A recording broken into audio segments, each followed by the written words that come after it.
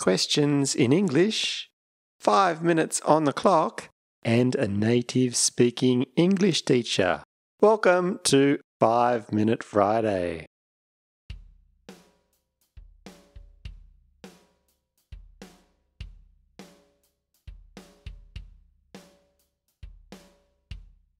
Hi everyone, welcome to this cold 5 Minute Friday. Today the weather is not very good for me, but the questions that I have received from you are excellent. So thank you for everybody for those. I will try and answer as many as I can today in 5 minutes. So let's start straight away. And question number 1 is, have a look. The verb to get, this unknown, I have learned at school a long time ago.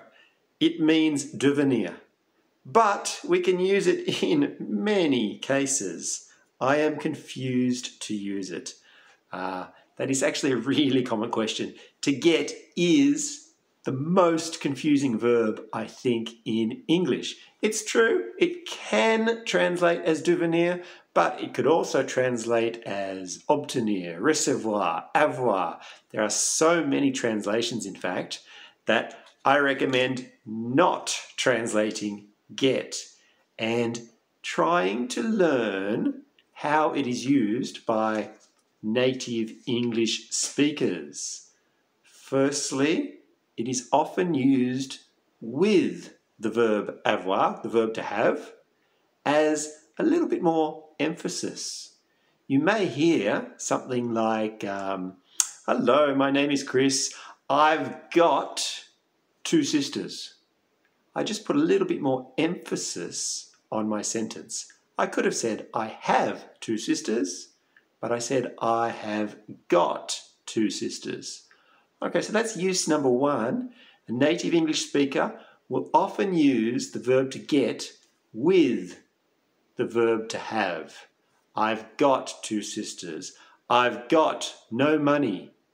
I'm just putting more emphasis on my sentence, okay? I didn't need to use to get. I could take it away and just say, I have no money. I have 2 sisters, okay? That's use number 1. Use number 2 is as a phrasal verb. A verb à particule. And I'm actually going to make a video just for you, I think, and everybody else that also asks me this question about to get, all about the different phrasal verbs using get. To get on, to get off, to get up. There are so many that I think I cannot answer it in this quick time, but it was an excellent question. So excellent, in fact, that I'm going to go and make a video. So in the next couple of weeks, I'll have a video on my channel for you about that. But let's go to the next excellent question. I always believed automne was autumn in English, but I have a new Learn English book that says fall. Am I wrong? No, you are not wrong. Your new Learn English book is simply an American book. American English, they say fall. British English, they say autumn. Okay? And if you're from France, normally you learn British English in France. Okay? And so it's autumn. But yeah, Americans, they say fall. No problem with it. You can use both. A native English speaker like myself, we certainly understand both. But if you're in France, I would recommend using British English, and that is fall. That is autumn, sorry. American English is fall. There's some great differences actually between the two, British English and American English. Normally they're just small. I remember a long time ago, a year more ago, I made a video with 2 friends, 2 English teaching friends, a British girl and an American man, and they read the same text and there were some differences. It was quite interesting. I'll find it for you and I'll put the link in the description of this video if you want to have a look at that. But now let's go to the next question, and it's what is the difference with far and afar? They're not very common. Afar is not very common, but it means from a distance. So something like, I come from afar. I come from afar. Afar is what we call an adverb, and we use it with other verbs. So I come, there's my verb, from afar. I come from a distance, okay? But far means loin, but is an adjective. It's an adjective.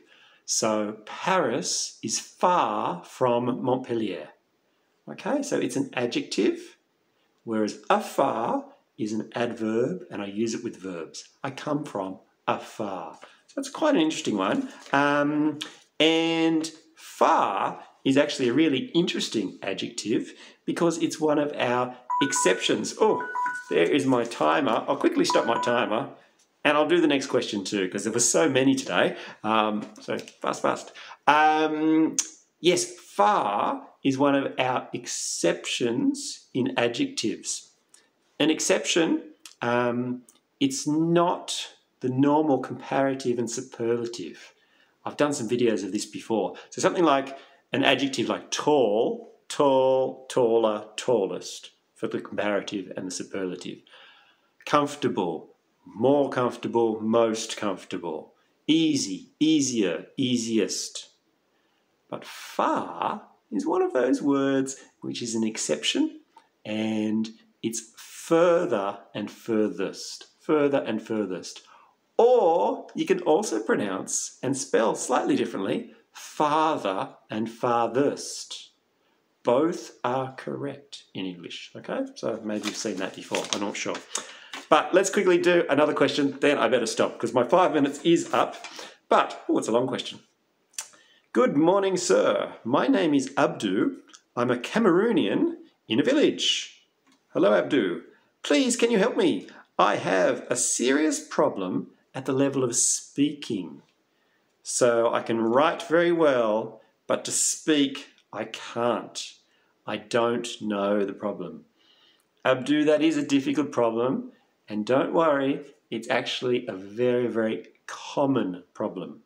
When learning a language, the first thing that you normally learn and become good at is reading. You can read a small text and understand. The second thing is normally writing. You can start to write small sentences or small texts in English quite well, like your question. That was a good question. Thank you. The next thing that you can normally start to do is the oral comprehension. You start to understand the language quite well. So maybe that is the step that you are at. And then the last step is normally you speaking. That is normally the most difficult thing to learn in a language. Unfortunately, there is no real secret way to improve yourself here. It's a question of practice and of confidence. If you're not confident with your speaking, often it's actually very difficult to speak because you're thinking, oh, my accent is not good. How do I say that? Oh, is that a mistake? Is that a problem? What tense should I use? Things like this. And this can really slow you down with your speaking. The best way to improve is to practice, practice, practice. You say you come from Cameroon. Is there anybody else in your village that is learning English? Your level or better than your level? If there is anybody, try and practice with them. Practice, practice, practice. And listen as much as possible to English. Native English speaker, if you can, on YouTube, on the radio, on the television, anywhere that you can possibly hear English, try and listen to English as much as you can. And then it is unfortunately just a question of practice, practice, practice. I did do a video quite a while ago about some ideas about how to improve your spoken English and oral comprehension. I'll put the link in this description for you.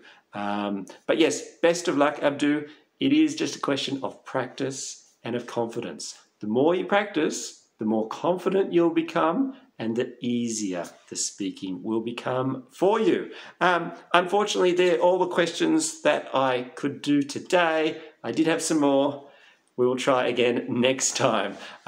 Thank you so much, everybody, for watching. If you like this video, please press the like button. And of course, press the subscribe button for more English videos with me. Bye-bye, and see you next time.